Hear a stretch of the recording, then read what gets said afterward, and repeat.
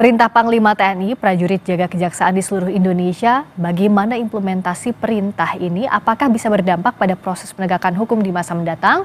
Kita ulas bersama dengan anggota Komisi 1 DPR RI fraksi Golkar Dave Laksono dan Direktur Eksekutif Amnesty International Indonesia, Usman Hamid. Selamat malam, Bung Dave, Bang Usman. Selamat malam, Fiska dan Pak Dave Laksono.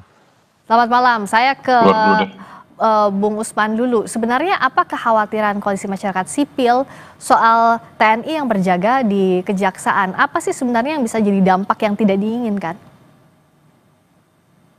Kekhawatiran kami adalah TNI semakin mengurusi hal-hal di luar urusan pertahanan. Urusan pertahanan adalah tugas pokok dan fungsi dari TNI. Urusan lainnya, misalnya pengamanan katakanlah kantor Kejaksaan Agung dan lain-lain sebagainya, itu bukan urusan TNI. Jadi kami khawatir bahwa justru pengerahan personel untuk pengamanan gedung Kejaksaan Tinggi, Kejaksaan Negeri dan juga Kejaksaan Agung akan memberi kesan bahwa proses hukum di Indonesia, khususnya lembaga penegak hukum di Indonesia, itu tidak lagi independen gitu. Jadi ada kesan bahwa TNI membayang-bayangi lembaga-lembaga penegak hukum, dan ini justru menorehkan citra yang negatif kepada TNI. Apalagi kalau kita bicara di dalam konteks masyarakat internasional, dunia tentu akan bertanya-tanya, mengapa sampai kejaksaan, lembaga sipil Indonesia, sampai harus dijaga oleh personil militer.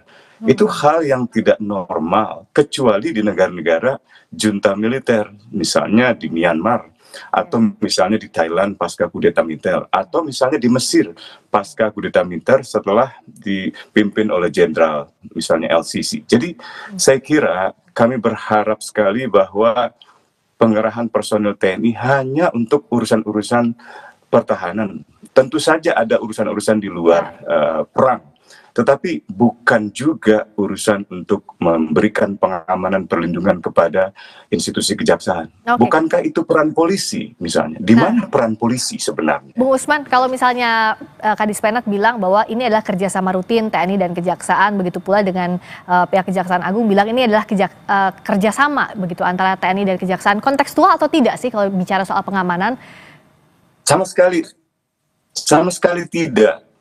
Karena bagaimanapun juga kejaksaan adalah instansi penegak hukum, di mana proses penuntutan atau proses penyidikan dalam tindak pidana khusus itu berjalan. Sementara TNI adalah alat negara yang melaksanakan kebijakan negara di dalam pertahanan negara. Jadi tidak ada hubungannya gitu. Harusnya ada kerjasama-kerjasama lain yang mungkin bisa dipertimbangkan, tapi untuk pengamanan itu seperti merendahkan TNI. Masa TNI personil yang seharusnya dilatih, dididik, dipersenjatai dan diberikan kekuatan monopoli perang untuk melindungi Indonesia dari ancaman negara asing, tiba-tiba disuruh menjaga kantor kejaksaan?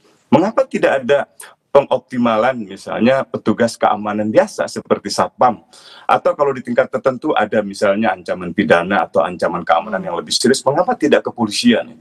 Itu kan tugas kepolisian dalam melayani dan melindungi masyarakat, termasuk masyarakat yang membutuhkan layanan di kejaksaan. Kalau TNI alat perang, dia memiliki kekuatan monopoli untuk perang, untuk berhadapan dengan negara asing. Jadi rasanya tidak tepat untuk menempatkan atau mengerahkan personel TNI atas nama kerjasama dengan kejaksaan. Termasuk Bung Usman, kan yang disebut juga adalah ini terkait tadinya struktur Jampit Mil. Nah tapi kan pertanyaannya Jampit Mil ini sudah ada dari sebelumnya, bukan struktur yang baru. Nah untuk pengamanan personel Jaksa Agung Muda Pidana Militer, apakah ini bisa diterapkan? Atau tadi seperti Bung Usman ya cukup saja, cukup pengamanan internal di kejaksaan saja? Seandainya seseorang masuk ke kejaksaan, katakanlah menjadi jaksa agung muda atau menjadi kepala kejaksaan atau menjadi apapun sebagai jaksa di lingkungan kejaksaan, baik itu tingkat negeri, tingkat bawah, tingkat tinggi, sampai dengan di tingkat kejaksaan agung, maka segala perlindungan keamanan itu menjadi urusan kejaksaan. Dan yang dimaksud dalam Undang-Undang TNI ini juga sebenarnya keliru, tapi katakanlah itu sekarang sudah dibolehkan oleh undang-undang, yaitu dengan adanya Jampitmil. Kalaupun diperlukan pengamanan seorang Jampitmil, apakah harus seluruh kejaksaan negeri, kejaksaan tinggi? Saya kira itu berlebihan lah ya. Dan seharusnya TNI justru dioptimalkan untuk urusan-urusan yang memang merupakan bagian dari urusan TNI, menjaga kedaulatan negara, integritas teritorial negara, dan keselamatan segenap bangsa, misalnya dari ancaman negara asing. Jadi saya kira itu mesti ditinjau ulang dan kami meminta agar Telegram itu ditarik. Nah, Bung Dave, apakah hal yang tepat adalah menarik Telegram karena dianggap tadi oleh Bung Usman dan Koalisi Masyarakat Sipil bahwa harusnya TNI fokus ke pertahanan saja, ini bukan tupoksinya, bukan tugasnya dari TNI. Ya, tentu pandangan dari masyarakat koalisi sipil ataupun masyarakat umum bisa berbeda-beda. Kan tapi ketika Panglima TNI mengeluarkan telegram tersebut untuk melakukan pengamanan kepada semua kantor kejaksaan, tentu ada pertimbangan-pertimbangan yang sudah diambil, yang dilihat dari kacamata atau pandangannya TNI itu sendiri. Urgensinya apa, Bung? Ya, itu harus tanya kepada Mabes TNI. Kalau DPR melihat itu urgent atau tidak? Ya, tentu kita melihat dari sikap Panglima TNI sesuai perintahnya beliau dan juga bertindak berdasarkan aturan undang-undang yang beliau miliki, itu adalah suatu kebutuhan yang ada penilaiannya tersendiri. Kalau memang ada pandangan dari masyarakat itu yang berbeda, itu bisa disampaikan di kesempatan rapat berikutnya. Aspirasi dari masyarakat yang kita serap bisa kita sampaikan langsung ke Panglima. Begitu. Oke, tapi jadi sampai sekarang dari DPR pun belum mendapatkan penjelasan yang detail soal pengaturan pengamanan kejaksaan oleh TNI. Itu kan adalah kebijakan internal, ya, kebijakan internal pemerintah yang diambil proses melalui penilaiannya sendiri, ya, kan di dalam tubuh TNI sama kejaksaan dan juga di kepolisian ataupun lembaga instansi penegak hukum lainnya kan ada fungsi intelijen, karena itu memang salah satu tugas TNI. Nah, untuk melakukan penilaian kondisi ancaman dalam negeri ataupun luar negeri. Nah, dalam hal ini TNI yang di bawah langsung komando dari Panglima tertinggi, yaitu adalah Presiden, melakukan penilaian tentang kebutuhan hal tersebut, dan itu juga prosesnya dari kedua belah pihak, ya, tidak berdasarkan TNI langsung mengirim personil, pasti ada pembahasan dengan kejaksaan terlebih dahulu sesuai dengan tupoksinya dan juga sesuai dengan undang-undang yang berlaku. Oke, kalau Bung Usman melihat ini dianggap aturan internalnya TNI, berdasarkan pertimbangannya TNI pun dengan kejaksaan, apa yang bisa dilakukan Koalisi Masyarakat Sipil kalau begitu?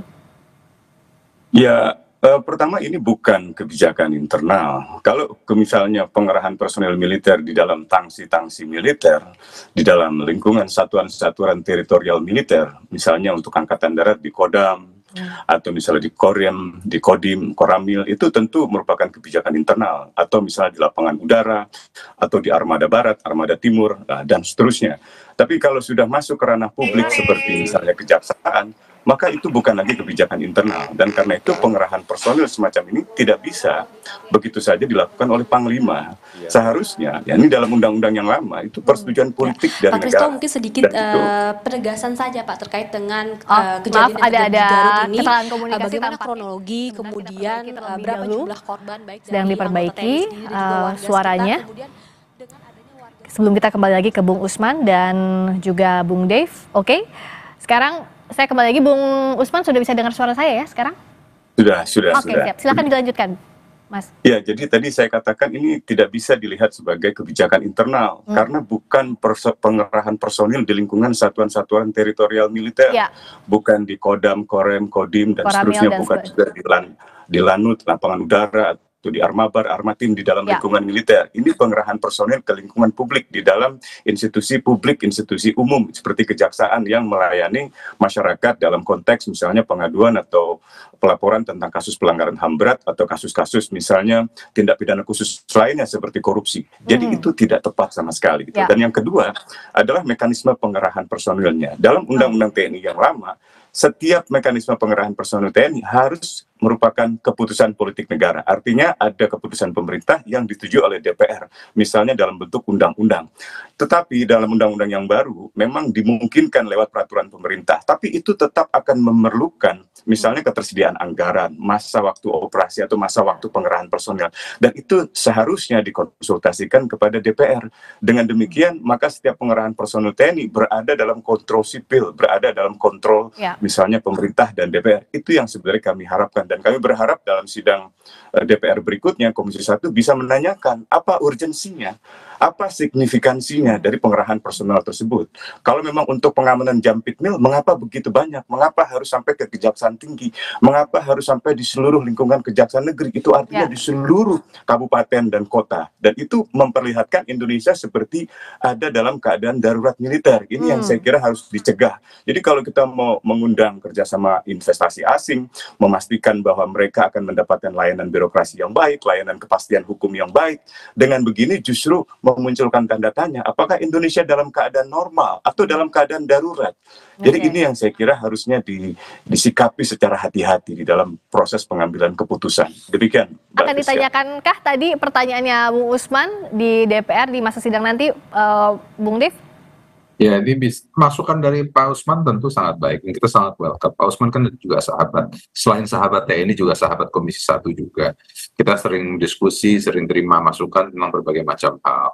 Ya, ini tentu masukan yang sangat penting dan bisa menjadi bahan untuk kita bahas dengan Panglima dan juga dengan Mabes TNI, bisa dengan Menhan di kesempatan berikutnya. Dan juga kan saat ini kita juga cukup diguncangkan dengan adanya 13 orang meninggal akibat memusnahkan amunisi yang expired.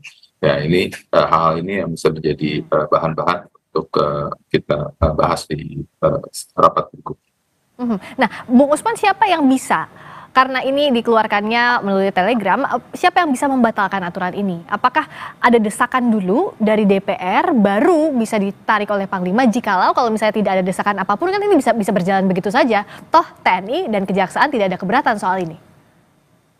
Ya, tentu Panglima adalah posisi yang paling tepat misalnya untuk menarik hal ini. Tapi yang kedua, bisa saja Panglima berdasarkan pertimbangan dari Kementerian Pertahanan. Sebab misalnya Menteri Pertahanan dan Panglima sekarang ini dalam Undang-Undang TNI yang baru, hubungannya bersifat koordinatif, bukan bersifat hierarki. Dalam negara-negara demokrasi yang mapan, Menteri Pertahananlah yang paling berwenang untuk mengerahkan dan menarik pengerahan pasukan militer, bukan Panglimanya. Panglima hanya bersifat membina saja, mengelola atau menggunakan. Jadi the use of force itu ada di dalam Panglima, tapi the deployment of force itu ada di Menteri Pertahanan. Tapi dalam kasus Indonesia, ini memang bersifat koordinatif antara Panglima dengan misalnya Menteri Pertahanan. Tapi yang paling berwenang seperti tadi Pak Dev katakan, ya Panglima tertingginya Presiden. Dan setiap kali ada pengerahan personil militer oleh Presiden, sebenarnya harus mendapat persetujuan politik dari DPR. Karena itu menyangkut banyak hal, menyangkut masa berlakunya pengerahan personil, menyangkut anggaran, menyangkut keselamatan personil, menyangkut misalnya potensi-potensi penyalahgunaan yang terjadi di lapangan. Dan lagi-lagi Indonesia dalam keadaan damai, dalam keadaan tertib sipil, dalam keadaan normal, bukan dalam keadaan darurat, baik itu darurat sipil maupun darurat militer. Jadi pengerahan personil di lingkungan sipil seperti instansi kejaksaan sampai di tingkat kejaksaan negeri, dan itu artinya seluruh kota, seluruh kabupaten, itu memunculkan kesan bahwa Indonesia dalam keadaan darurat. Dan ini menciderai citra Indonesia sendiri, termasuk citra pemerintah, DPR, dan juga TNI. Kalau Bung Dev, dengan adanya rencana TNI menjaga kejaksaan di kejaksaan, apakah akan memunculkan potensi misalnya gesekan dengan penegak hukum lain, Polri misalnya, atau dengan KPK? Karena ada simbol misalnya kejaksaan itu dijaga, di backup tanda kutip oleh TNI. Apakah ada kekhawatiran ini kalau dari DPR, dari Komisi 1? Tentu kalau dari kacamata luar orang bisa menilai berbagai macam hal, tapi keberadaan TNI di dalam ruang lingkup kejaksaan itu bukan hal yang baru, hal yang lazim. Saya pernah berapa kali ketemu dengan sejumlah pejabat kejaksaan, papasan aja sih, itu pengawalannya dari POM TNI contohnya gitu ya. Dan itu berdasarkan undang-undang, berdasarkan aturan memang diizinkan. Jadi sebenarnya bukan satu hal yang aneh, tapi karena sekarang ini keluar telegram dan setiap Kajati dan Kejati dan Kejari, semuanya ada pengamanan mulai dari satu FOB sampai dengan satu peleton.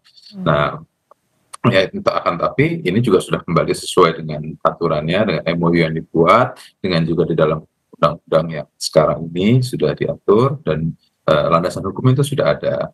Itu kalau kita bicara landasan hukum ya, tapi kan memang ada pandangan-pandangan lain, apakah ini lazimkah, apakah ini wajar. Nah, itu semuanya itu pandangan masyarakat, apalagi di era demokrasi, semuanya itu berhak menyampaikan pandangannya. Nah, tapi kalau dari pandangan saya pribadi itu sebenarnya bukan suatu masalah yang besar. Tapi kalau singkat saja Bung Usman, semestinya ini dikaji ulang. Apa harus ditarik? Dikaji ulang, ditarik, dibatalkan. Apalagi tadi pertanyaan Mbak Friska itu penting sekali tentang ego sektoral atau konflik-konflik yang muncul dalam proses penegakan hukum antara kejaksaan, KPK, dan kepolisian. Saya kira kita masih ingat ketegangan TNI, ketegangan kejaksaan, dan ketegangan kepolisian di beberapa waktu lalu, tahun lalu misalnya dengan Densus dalam konteks proses penegakan hukum. Jangan sampai ada konflik kepentingan, jangan sampai ada kasus-kasus misalnya kasus korupsi yang melibatkan petinggi militer diusut oleh kejaksaan, tetapi justru akhirnya tidak berjalan dengan baik, atau sebaliknya ketika kejaksaan mendapatkan proses hukum, melaksanakan proses hukum di kejaksaan, ada gangguan dari misalnya polisi, lalu memerlukan pengamanan dari militer, itu akan menimbulkan bentrokan atau gesekan institusional yang sangat serius, dan akibatnya TNI malah ngurusin hal-hal yang domestik, bukan ngurusin hal-hal yang bersifat ancaman eksternal. Jadi sekali lagi kami minta dengan hormat, dengan segala kerendahan hati, agar Panglima dan Menteri Pertahanan menarik personil militer dari pengamanan Kejaksaan Negeri, Kejaksaan Tinggi, dan juga Kejaksaan Agung. Demikian. Jangan ada gesekan institusional dan juga konflik kepentingan dari aturan yang dibuat ini. Terima kasih atas waktunya Bung Dev Laksono, Komisi 1 DPR Partai Golkar. Terima kasih Mas Usman, Bung Usman Hamid, Direktur Eksekutif Amnesty International Indonesia. Selamat malam.